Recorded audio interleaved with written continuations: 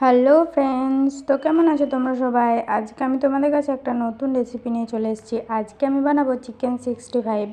তার জন্য প্রথমে আমি চিকেনের টুকরোগুলোকে নিয়ে নিয়েছি। তারপর আমি এখানে দিয়ে দিয়েছি জিরের গুঁড়ো, একটু হলুদ গুঁড়ো, একটু লঙ্কার গুঁড়ো, একটু আদা রসুনের পেস্ট আর একটু লেবুর রস। তারপর দিয়ে দিলাম একটু টক দই, তারপরে একটা ফাটানো ডিম আর দিয়ে দিলাম একটু লবণ দিয়ে ভালো করে মিক্স করে নিলাম। তারপর এখানে আমি দিয়ে দিলাম কর্নফ্লাওয়ার আর ময়দা। তারপর সেটাকে মিক্স করে তারপর লাস্টে গরম মশলা গুঁড়ো দিয়ে মিক্স করে ভালো করে ম্যারিনেট হতে রেখে দিলাম আধ ঘন্টার জন্য।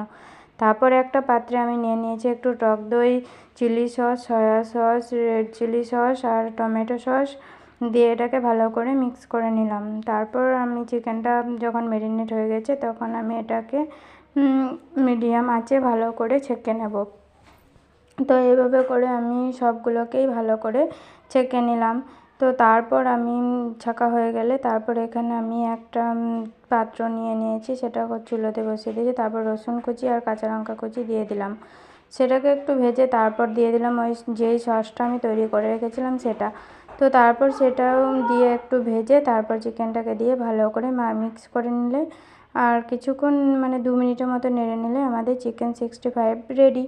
তো এই তো আমার হয়ে গেছে। আর দেখো কত সুন্দর লাগছে না দেখে, খেতে কাদের ইচ্ছা করছে অবশ্যই কমেন্ট করে জানাবে। আর তোমাদের আমার এই ভিডিওটা কেমন লাগলো অবশ্যই জানাবে। ভালো লাগলে লাইক কমেন্ট শেয়ার করে দেবে। তো টাটা, বাই, দেখা হবে নতুন একটা ভিডিওতে। ততক্ষণ পর্যন্ত সবাই ভালো থাকো। Love you all.